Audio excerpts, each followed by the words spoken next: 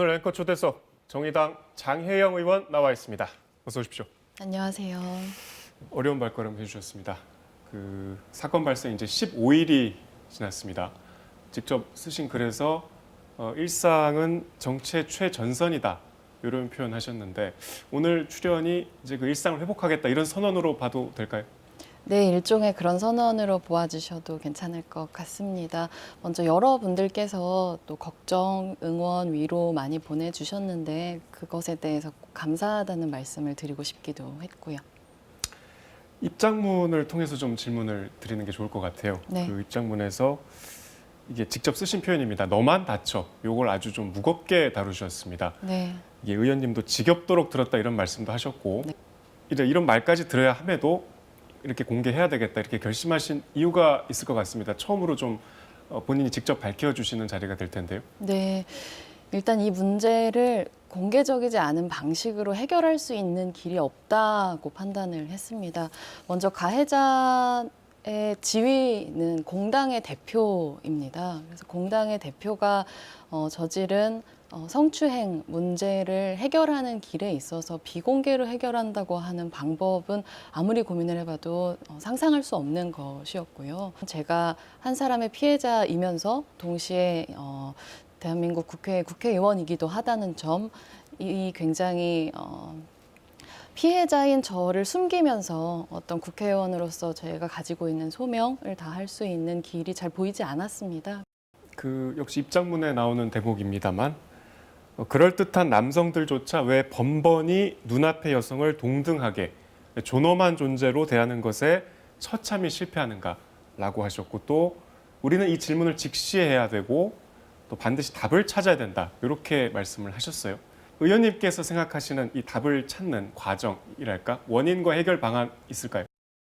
공개적으로 많이 알려진 어떤 성폭력 사건들일수록 어떻게 하면 이런 문제를 예방하고 다시는 일어나지 않을 수 있게 할 것인가가 논의의 초점이 되기보다는 무슨 일이 있었는가, 그 피해자는 정말로 우리가 인정할 만한 피해자의 모습인가, 이런 데에 더 많은 관심들이 주어져 왔다고 생각해요. 그렇기 때문에 저는 좀 더 가해, 그리고 가해자들이 어디에서 실패하는가에 주목해야 된다는 말씀을 드리고 싶어요.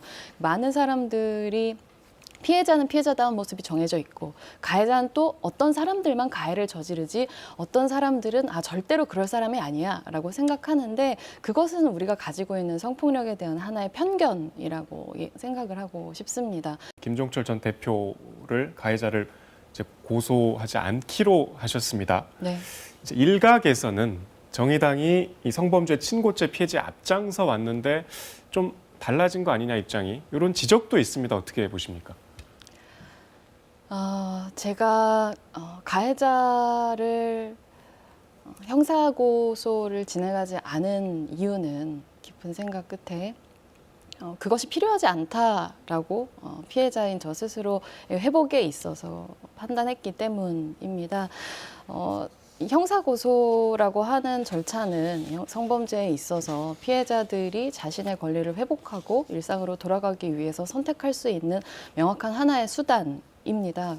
그럼에도 불구하고 제가 어떤 당을 통한 공동체적인 해결의 방식을 선택할 수 있었던 가장 큰 이유는 제가 정의당에 대한 신뢰가 있었기 때문입니다. 그런 저의 선택에 대해서 당은 책임감을 가지고 정말 책임감 있게 응답해 주었다고 생각을 합니다.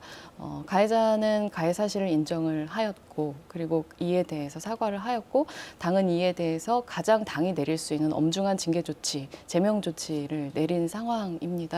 물론 일각에서는 특히 제가 가지고 있는 어떤 공인으로서의 책무를 생각할 때 가해자를 명확하게 형사고발해서 법적인 책임을 지게 하는 것이 도리이다 이렇게 말씀하시는 분들 계시는 것 알고 있고 그리고 그런 견해에도 일견 공감하는 바가 있습니다. 근데 제가 말씀드리고 싶은 것은 제가 저 자신의 일상을 회복하는 길에 있어서 그 형사고소를 진행하는 것이 저에게 가져다 줄 여러 가지 고통들, 그런 쏟아질 2차 가해와 여러 가지 어떤 그런 관심들과 끝없이 제가 당한 피해들을 소명하고 설명해야 되는 이 절차들을 그 지난한 어떤 재판 과정에서 겪어야 되는 고통을 제가 겪고 싶지 않다. 그렇기 때문에 제가 그런 형사고소의 단계를 진행하지 않은 것이고, 당도 이러한 피해자인 저의 마음 그리고 저의 결정을 존중해서 그렇게 결정을 내린 것이라는 점을 함께 이해해 주실 것을 좀 요청드립니다. 의원님, 근데 바람과 달리 한 시민단체가 이제 고발을 진행했습니다. 비판의 입장에는 좀 변함이 없으신 거죠? 그러한 법을 진행하는 과정에 있어서 피해자의 의사를 존중하지 않고 이루어진다고 한다면 그것은 과연 우리 사회에 있어서 피해자를 존중하면서 성범죄를 없애겠다고 하는 노력의 진정한 일환일까요? 이 부분에 대해서 저는 다시 한번 명확하게 저의 의사를 존중하지 않은 그 어떤 행동들에 대해서는 유감을 표하고 싶습니다. 존중해 주십시오. 요청드립니다. 알겠습니다. 자, 이제 모레부터 당장 2월 국회가 시작됩니다. 의정 활동도 이제 시작을 다시 하시겠죠?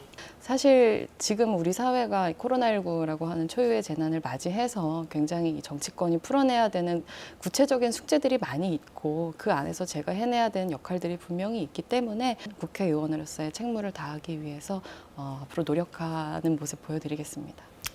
알겠습니다. 의정 활동도 지켜보겠습니다. 네, 말씀 감사합니다.